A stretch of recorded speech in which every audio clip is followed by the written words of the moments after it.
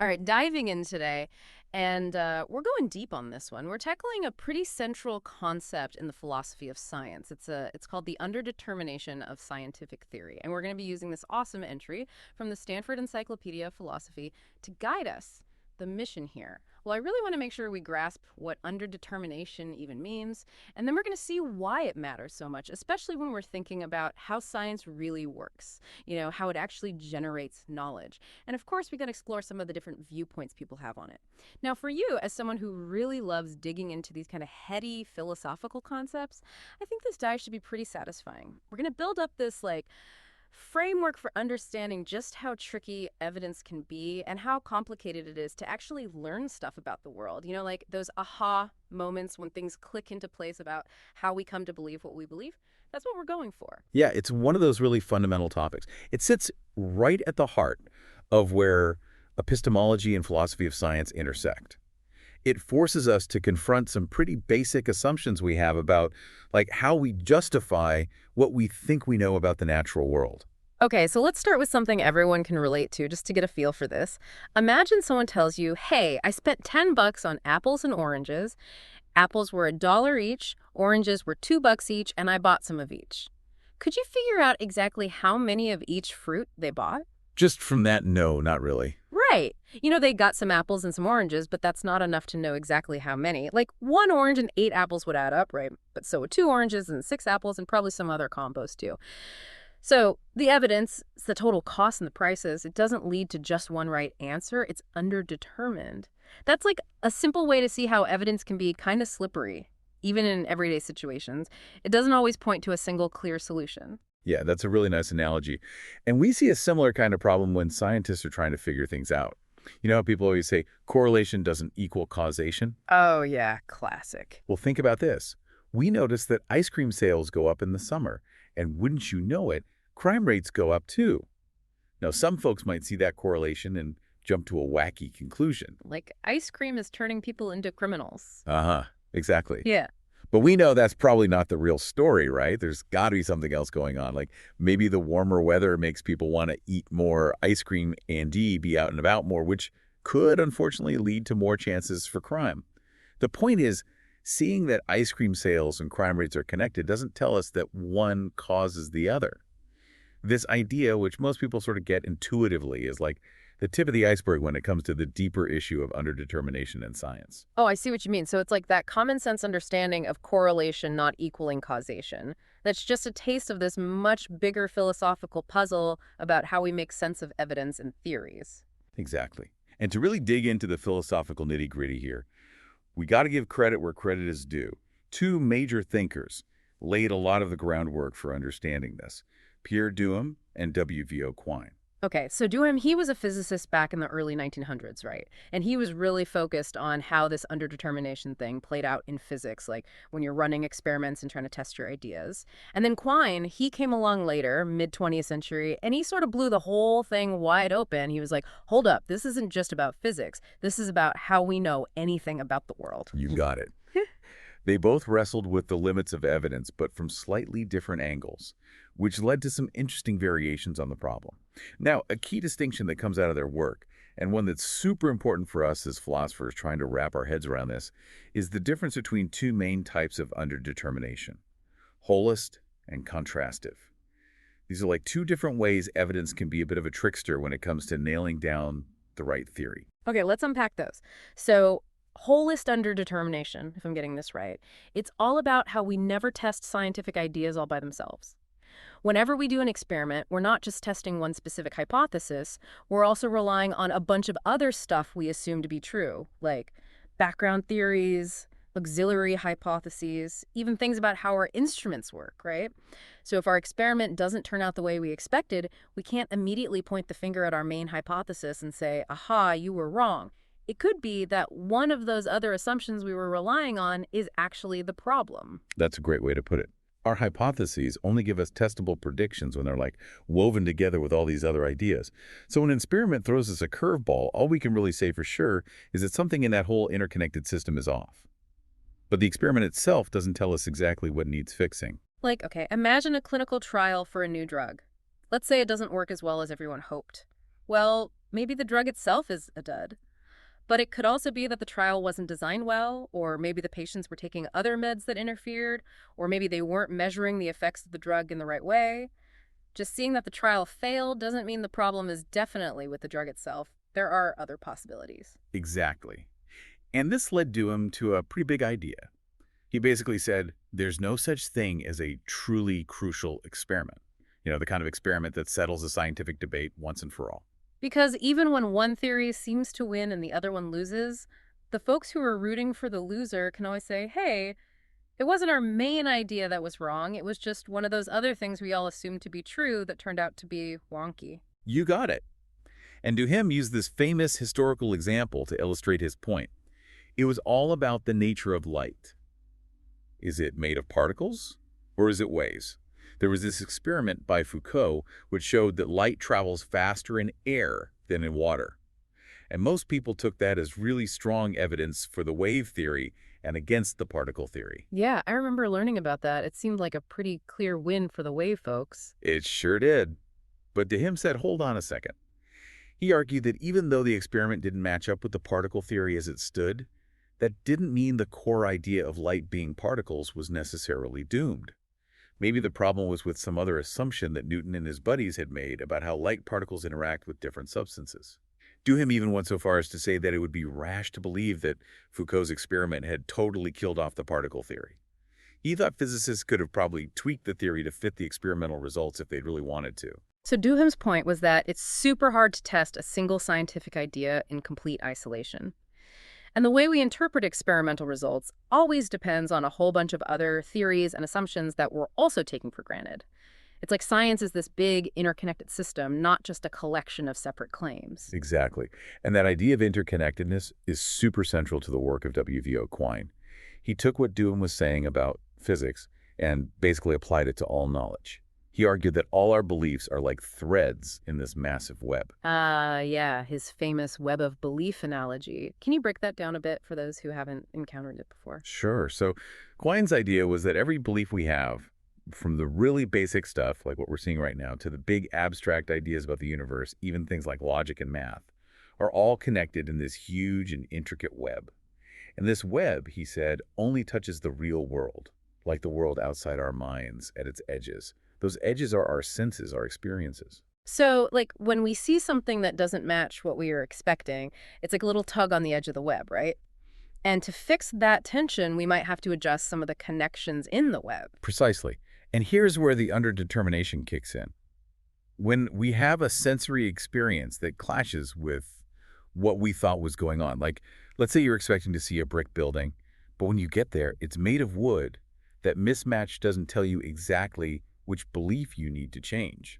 Right. You could decide the building isn't brick after all. Or maybe you remembered the address wrong. Or maybe you're just in the wrong spot altogether. Heck, like Quine said, you could even go with, I'm hallucinating. Exactly.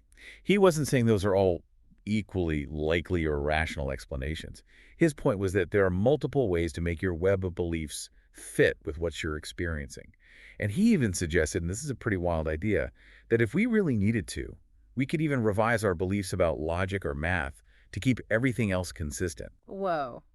That's a tough one for a lot of philosophers to swallow that even logic, which seems so solid and unchanging, could be up for revision based on what we observe. It's definitely a radical idea. Yeah. But Quine also recognized that we don't just randomly change our beliefs whenever something unexpected happens. He said we're guided by certain preferences, what he called theoretical virtues. Like, we like things to be simple, familiar, and able to explain a lot of stuff. And we also have this strong tendency to stick with what we already believe as much as possible. He called that conservatism. So when we see something surprising, we're more likely to tweak a small belief than to, like, totally overhaul our entire understanding of the universe or how logic works. Right. But here's the thing for underdetermination. Those preferences, those theoretical virtues, they're part of the web of belief too. They influence how we react to new experiences, but they're not like some set of rules handed down from on high that tell us the one and only correct way to change our beliefs. Okay, I'm starting to see where this goes. So, if our response to evidence is always kind of underdetermined, and even the rules for how we respond are part of this flexible web of beliefs, it sounds like non-rational factors could be more important in science than we might like to think. Like maybe social or political stuff influences what theories scientists accept, not just the evidence itself. That's exactly the argument that a lot of folks have made. Yeah. You mentioned earlier how Duhem was focused on physics. Well, later thinkers like Lakatos, Feyerabend, and Kuhn, they were all about expanding that. And then there were folks in the sociology of scientific knowledge and feminist science studies. They all pointed to underdetermination as a reason to think social factors play a role in science. And like maybe who has the most power or resources or what the dominant social and political climate is, maybe those things influence which scientific ideas get accepted, not just whether the evidence backs them up. Yeah, that's the general idea. They'd say, look, evidence doesn't force us to choose one theory over another. So something else must be filling in the gaps. And that something else is often social or political. Like Mary Hest, she was a big proponent of the idea that you can't separate the logic of science from the social context it's happening in. Okay, so it sounds like they're using underdetermination to challenge this idea of science being purely objective and rational. They're saying, come on, there's more going on here than just following the evidence. Right. But there have been some pushbacks against that view, too. Larry Lawden, for example, he argued that folks were maybe getting a little carried away with the whole underdetermination thing. He said, look, just because it's logically possible to hold on to any belief, no matter what the evidence says, doesn't mean it's always reasonable to do that. He pointed out that underdetermination comes in different strengths. So he was saying that the evidence might not always force our hand, but that doesn't mean all explanations are equally good or equally supported. Exactly. And he made this important distinction. It's one thing to say there are other possible explanations for the evidence. It's a much bigger claim to say all those alternative explanations are equally valid. He basically challenged folks to actually come up with good alternative explanations, explanations that were just as well supported by the evidence before they jumped to conclusions about social or political factors being the deciding factor. So his point was, show me a real contender, an alternative explanation that actually holds up before we start saying that science is all about power dynamics and not about evidence. Right. But here's where things get even more complicated. Laudan tried to use these ampliative principles of good reasoning to say we can still make rational choices between theories, even when the evidence doesn't give us a clear winner. But as the Stanford Encyclopedia folks point out, that runs into a bit of a snag when you bring Quine's holism back into the picture. Oh, right, because for Quine, those very principles of reasoning, they're part of the web of belief, too. They're not outside the system. So you can't just appeal to them as some neutral judge to say underdetermination isn't a real problem. Those principles are themselves potentially up for revision based on experience. Exactly. It's like a philosophical loop, right? You can't use the rules of the game to say the game is fair when the rules themselves are part of what's being questioned. Mm. And that's a big part of why Quine thought maybe epistemology, the study of knowledge, should really be seen as a branch of psychology. Yeah, that's a pretty mind-blowing idea. So the debate about whether holist underdetermination means science is less rational than we thought is still going strong. It's not a simple problem with a simple solution. Definitely not. Okay, so we've talked about holist underdetermination, where the problem is figuring out what to change when the evidence contradicts our expectations. Now let's switch gears to contrastive underdetermination. This is where we worry that there might be multiple, completely different theories that fit the evidence just as well, maybe even better than our current best theory. Yeah, it's like our current understanding, even if it seems really solid based on what we know right now, might just be one possible story among many. And we might not even be able to imagine what those other stories are because of our limited perspectives. You got it. And this worry about alternative explanations goes way back. John Stuart Mill, back in the 19th century, he put it very clearly. Just because a theory explains everything we've seen so far doesn't mean it's probably true. There could be other theories out there that also fit the facts, and probably tons more that we haven't even thought of yet. It's pretty humbling to think about, you know? We think we're so clever, but maybe we're just scratching the surface. Yeah. And Duhem, even though he was focused on that holism thing, he also brought up this issue of multiple explanations. He asked, do competing theories always have to be a strict either situation? Can't there be other possibilities, other ways of looking at things that we haven't even considered? He used light as an example again. He said, does light have to be particles or waves? Maybe it's something else entirely, something we haven't figured out yet. Okay, so holist underdetermination is about knowing what to revise when we run into a problem. And contrastive underdetermination is about the possibility that our whole way of thinking about something might be wrong, even if it seems to match the evidence. Exactly. And there's this analogy that helps visualize contrastive underdetermination. Imagine you have a bunch of data points on a graph. Mm. You can draw an infinite number of different curves that pass through all those points. Even if you get more data, you'll eliminate some of those curves, but there will always be infinitely many others that still fit. Ah, that's a good one. It really shows how a limited amount of evidence can fit a lot of different underlying theories or explanations. For sure. Of course, real science is way more complicated than just drawing lines on a graph. Yeah. But Bos van Frassen, he developed a whole argument about this with his idea of empirically equivalent theories. Empirically equivalent, so they make the same predictions about what we can actually observe, right? Exactly. And he used this great example from cosmology, the study of the universe as a whole. Newton himself realized that his laws of motion and gravity would make the exact same predictions about how objects move in the universe, regardless of whether the whole universe is sitting still or moving at a steady speed in one direction. We, stuck here inside the universe, would have no way to tell the difference just by looking.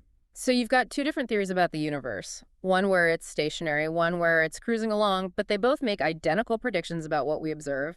We'd never be able to tell which one is really true about the universe as a whole. Exactly. And Van Frassen, being a constructive empiricist, so the goal of science should be to come up with theories that are empirically adequate.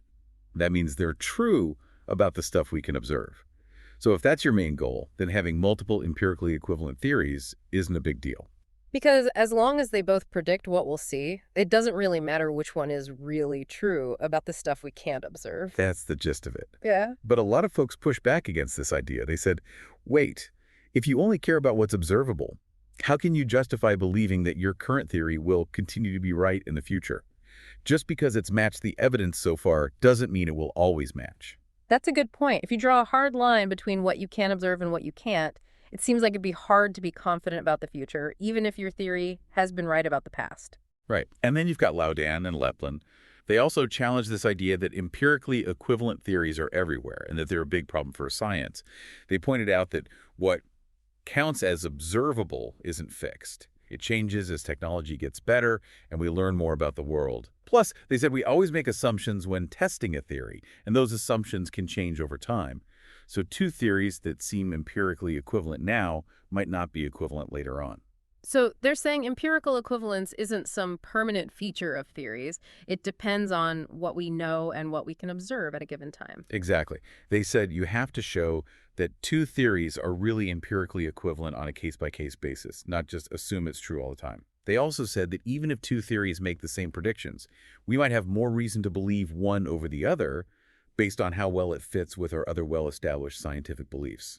So a theory that's nicely integrated into a bigger, well-supported network of ideas might be better than one that's just off on its own, even if they both make the same predictions. Right. But then you have John Ehrman. He came along and said, hey, hold on. Underdetermination is a big deal.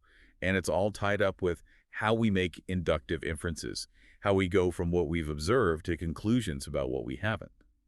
He pointed to examples in cosmology, like how Newtonian gravity and Einstein's theory of general relativity make the same predictions in certain situations.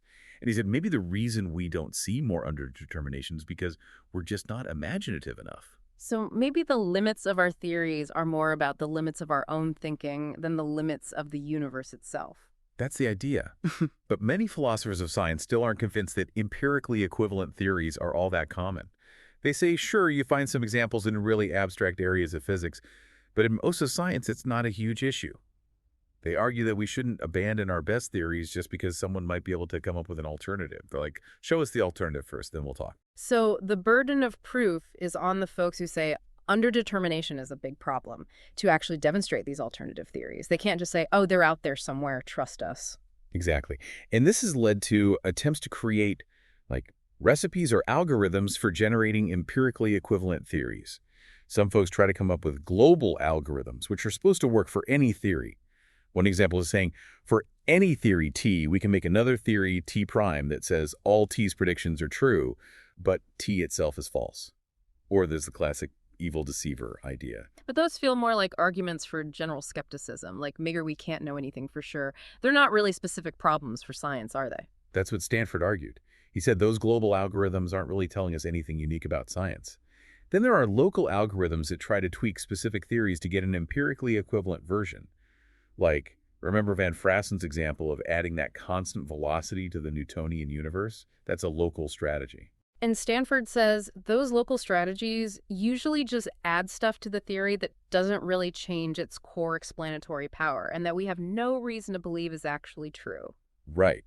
So he concludes that these algorithms, both global and local, don't give us strong reasons to be super skeptical of our scientific theories in general. But Stanford himself isn't saying that settles the whole underdetermination issue, right? Yeah. He brings in this idea of transient underdetermination and something he calls the new induction. You got it. Stanford's point is that what should really make us think twice about how much we trust our current theories is the fact that there are probably alternative theories out there that aren't empirically equivalent in the strict sense, but are still just as well supported by the evidence we have right now. And he calls this transient because he thinks it's a recurring pattern in the history of science. Ah, so his new induction is about looking back at history and seeing that theories we thought were great often got replaced by completely different theories that we hadn't even imagined before. Exactly. Think about how our understanding of motion has changed over time. We went from Aristotle's ideas to Descartes, then to Newton, and then to Einstein. Sanford says that at each stage, the evidence people had at the time supported not only the theory they believed, but also, in hindsight, the theory that would eventually replace it. And those later theories were often completely inconceivable to the folks working with the earlier theories. So basically, we've probably been in a state of transient underdetermination many times throughout history, totally unaware that there were other theories out there that could explain things just as well. Right. The new induction suggests that this pattern of radical theory change is a normal part of science. So there's good reason to think there are probably alternative theories to our current ones that we just haven't thought of yet. But it's a probabilistic argument, right? It's based on seeing a pattern in the past, not on some logical proof that those alternatives must exist. Exactly. It doesn't mean our current theories are definitely wrong. It just means we should be humble and open to the possibility that there are other ways of understanding the world that we haven't discovered yet. Okay, so to sum up all this for our philosophically inclined listeners, we've explored two main flavors of underdetermination. First, the holist kind, where our beliefs are all tangled up, so it's hard to say exactly what's wrong when the evidence throws us a curveball. Second, the contrastive kind, where multiple different theories could explain the evidence equally well, which makes us wonder if our current explanations are the only possible ones, or even the best ones. And the big takeaway here is that the link between evidence and theory is trickier than it might seem. Evidence is super important in science, but it doesn't always lead us to one single, undeniable answer. Scientific knowledge is more like a constantly evolving web than a collection of isolated facts. So this deep dive should give you a better appreciation for how complex and dynamic science really is, and hopefully makes you think about how much confidence we should have in our current understanding of the world, even when the evidence seems really strong. For sure. And here's a final thought to chew on. Given all this talk about alternative theories and the interconnectedness of our beliefs, how certain can we really be about anything we think we know? Are there ways to get around these challenges posed by underdetermination, or is it just a fundamental part of how we learn about the world? Big questions indeed. Those are the kinds of puzzles that keep philosophers of science busy. If you're interested in going deeper, I highly recommend checking out the Stanford Encyclopedia of Philosophy entry on underdetermination, and maybe even reading some of the works by the folks we talked about, Duhem, Quine, Van Frassen, Stanford, and others. You might discover even more layers to this fascinating topic. Thanks for joining us for this deep dive.